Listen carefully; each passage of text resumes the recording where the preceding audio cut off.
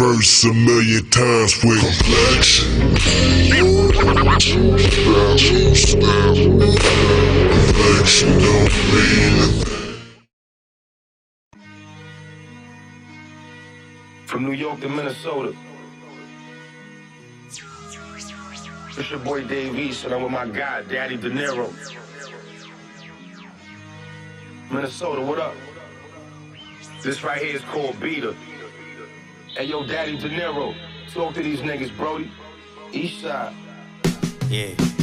Arm out the window while we holla at skeezers. And traffic come shop so I can cop this two-seater.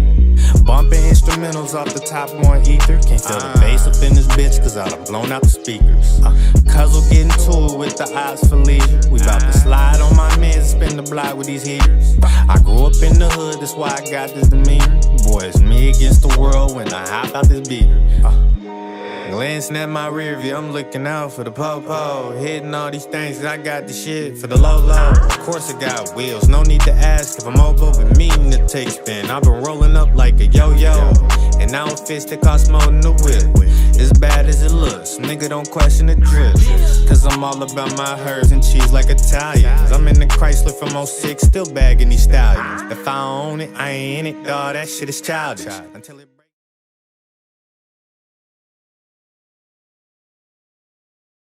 Man, I appreciate you all for being here tonight. If folks trickle in as things progress in this conversation, I'm gonna just admit them to the room and just have them do the same thing we all did in the chat, man. Name, where you're from, and what brought you here.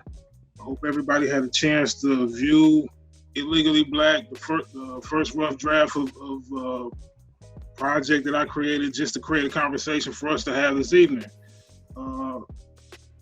If you could, anybody who wants to say something about what they thought about the film, feel free to unmute yourself and share what you thought about the film and share what your perspective on being a black man in America. Hey man, I really appreciated the images, like there's just beautiful images, quotes, interviews. Thought it was really well done. So there's a couple moments where I was like, damn, that shit is, and like, I've kind of read somewhere that some of these interviews are pretty old, or they're from over a pretty long period of time, which was interesting because, you know, the concepts were still extremely relevant. And, but you could tell the footage, you know, bro, where the FUBU and stuff. I thought I was like, oh yeah. I watched the whole thing once through, and then the first half a second time through, and there was just a lot to process. I was like, I should be taking notes. So to get into the nitty gritty of it, I don't have a lot of like details on hand, but the imagery was great. I loved. Actually, I did jot down something. I really liked how the little piece about the NBA, or like how most people are trying to play basketball, and how narrow of a route to the money that actually is. I liked one of the teachers, you were interviewing a dude that was he's an Israelite, and talking about how the young people, he sees a light in them that needs to be enhanced. That really resonates with what I do. And that quote, that Confucius quote, gave me chills when it was like, every man has two lives, and the second one starts when they realize they only have one, or something like that. I was like, damn, that was kapow. That shit blew my mind. I know I've heard that paraphrased several ways, but yeah, I thought that was it was a great film. There's a lot, so I probably have to watch it a few more times to do it justice as far as like what all I felt about it. But yeah, just being black in America, I thought I had similar views to a lot of people. That's like, yo, the reality is there's these hurdles. These hurdles are going to be there no matter what, but the personal responsibility, like what can we do for ourselves, is the most, is really where I always try to direct my attention and my energy towards. It's like, yeah, these problems exist, but what can I do for myself, or like from my own power? That's dope, man. Thank you. Thank you for being a part of this process. Thank you for sharing your voice. And I don't know if y'all read the backstory, but I did some of these interviews 20 years ago, man. I stole the camera. I hate to admit it, but I definitely stole the camera. And for some reason, I felt the need to go downtown and ask these black men what it's like being a black man in America. Fast forward 20 years, forgot it happened, but I got the tapes in my garage. COVID, I got reason to go through my storage, go through the garage, I find these tapes. I'm like, I got 6 hours of footage of me interviewing black men downtown, and I'm still a black man right now, and things are still not that great for us as black men in America. Like some of the issues, like the interviews that I played in the documentary are from the 80s. My interviews are from 2000. It's 2020. Nothing has really changed. And I'm cool on that. These next 20 years, I want something to change. So this piece is created with that intention. This conversation is created with that intention. If anybody else would like to chime in, feel free to unmute yourself, introduce yourself, man, and say what you got to say. George. Yo. It's cracking me up. You stole the camera like Kendrick. I stole the camera, Kofi, on my mama. I stole it. I can't. That's one of the reasons why it's called Illegally Black. I stole the camera to get the footage that I. That's hilarious. Like, this reminds me of that line in Kendrick's album where he stole the camera from Top and took it to the studio. Yep. No, but I actually enjoyed the project. It was heavy. I was watching it yesterday, and my wife is from Southside Chicago, and she had me cracking up because a lot of the cats on there was saying it was from Chicago, and she was like,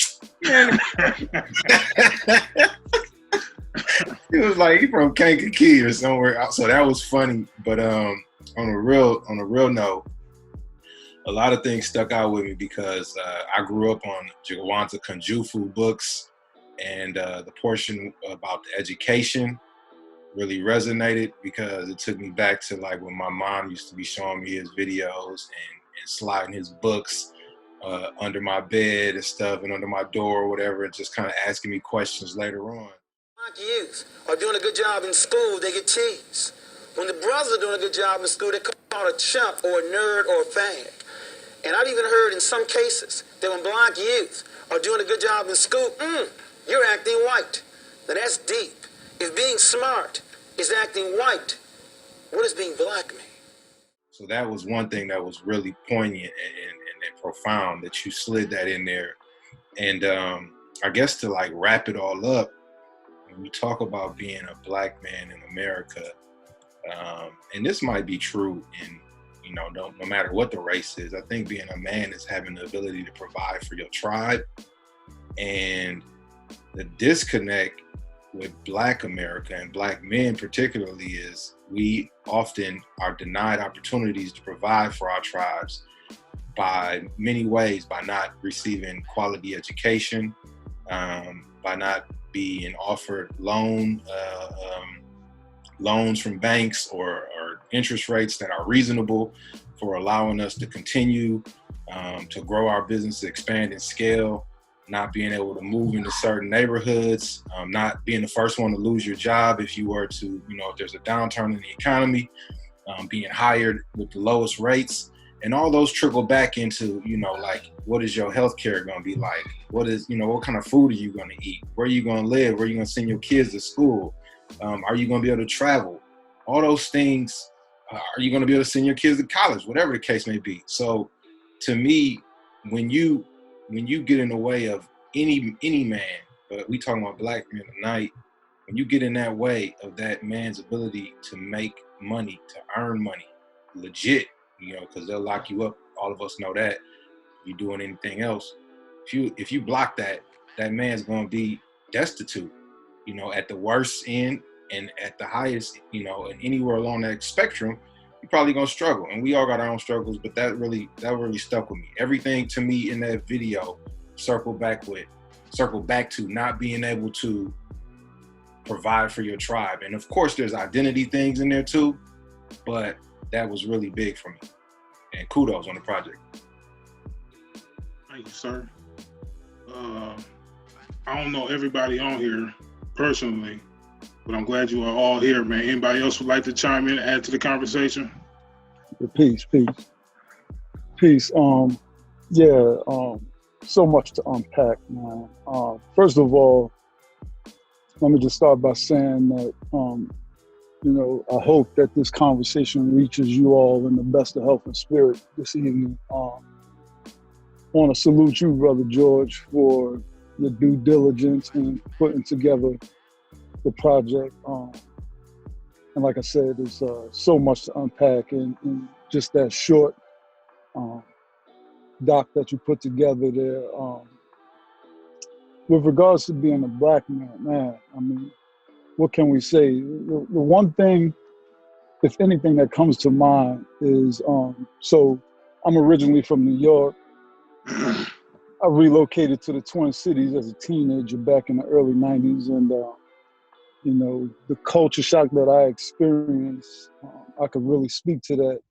And one thing that I'll say is that as a black man in America, we are constantly contending with the microaggressions of the dominant society.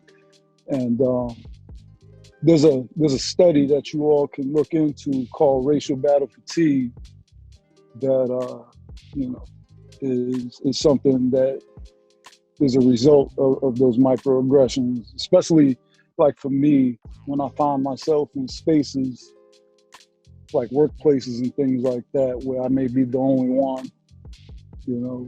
Some of the places that I navigate, even as a father, I've noticed over the years, doing things with my children, taking them places and things like that, being one of only, if not very few. But yeah, there's just so much to unpack.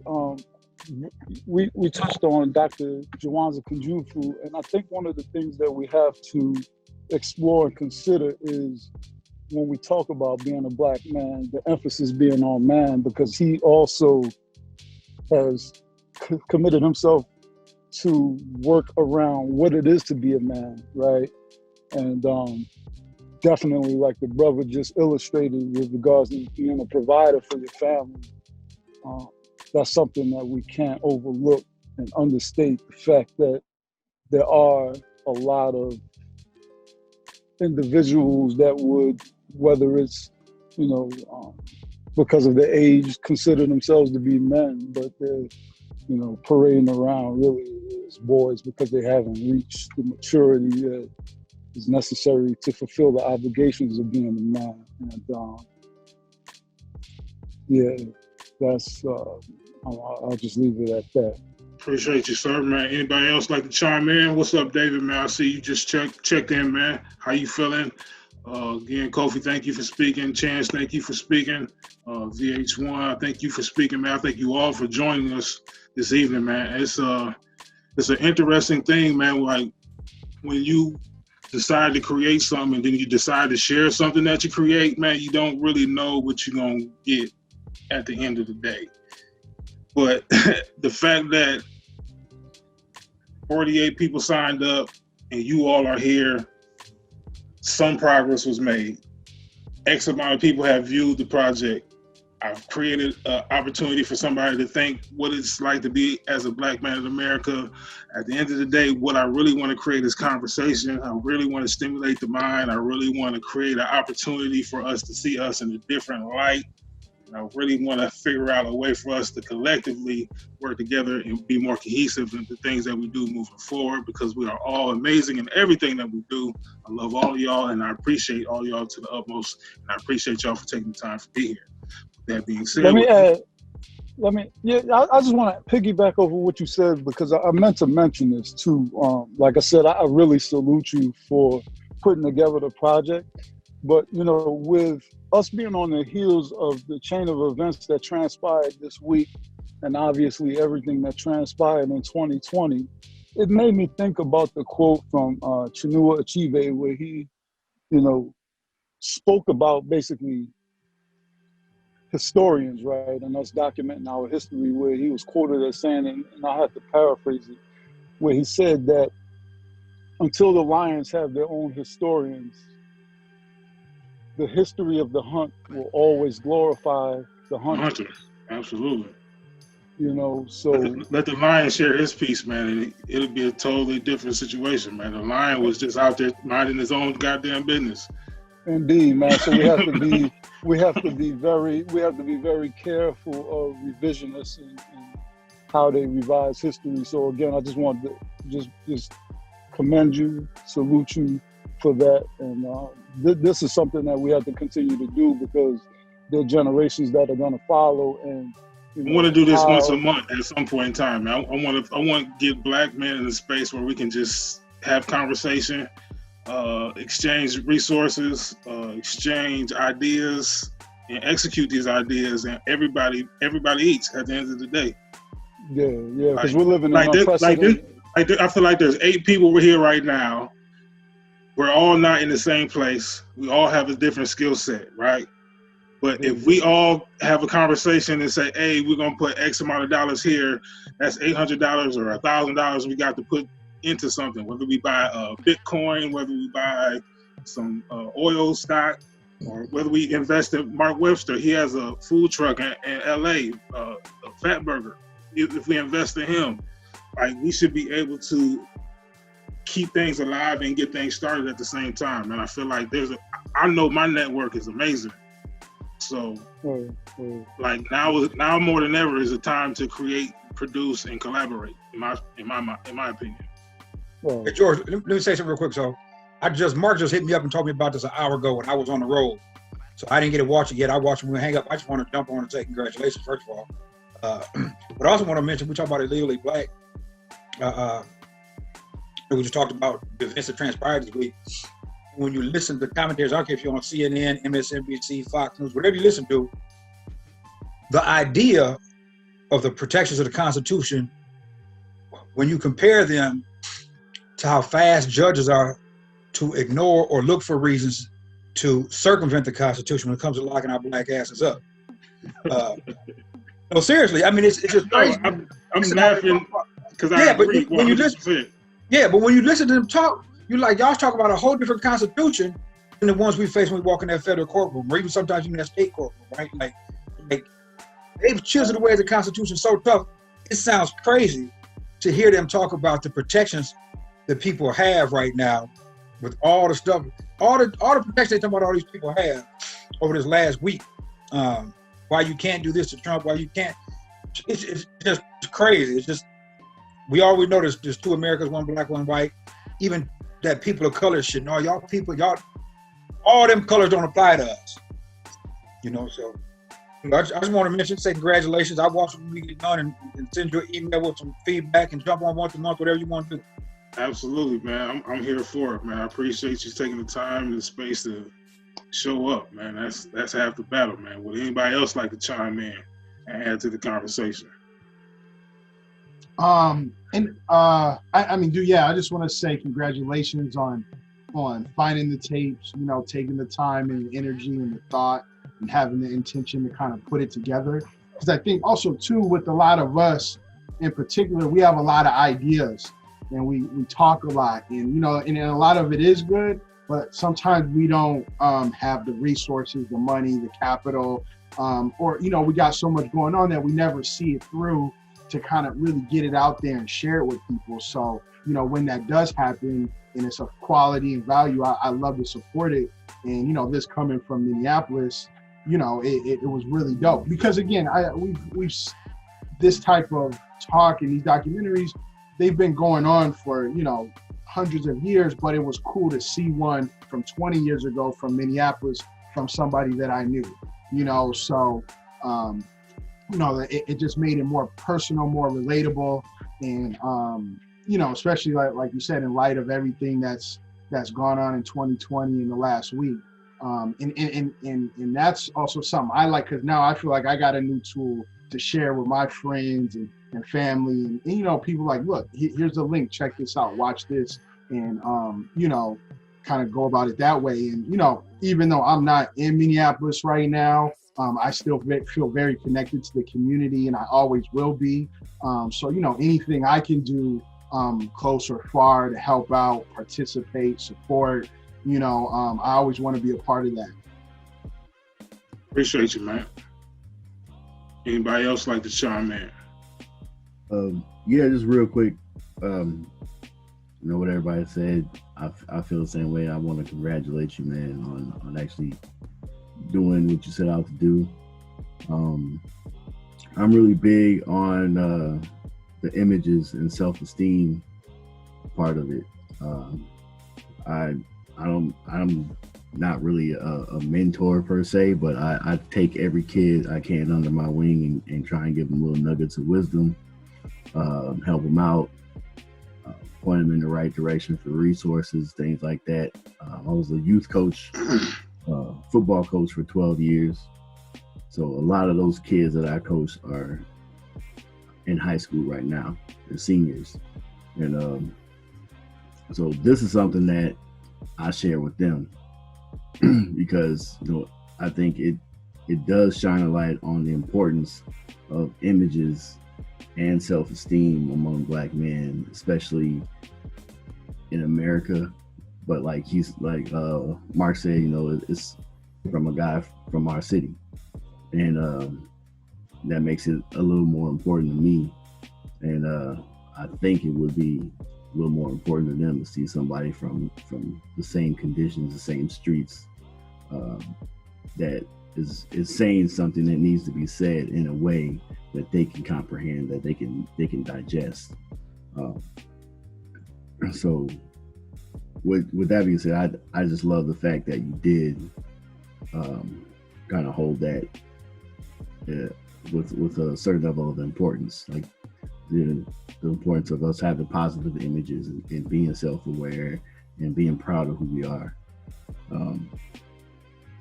I can't wait to see more from you, or more from, you know, the footage you have, because, you know, I think it's really important stuff.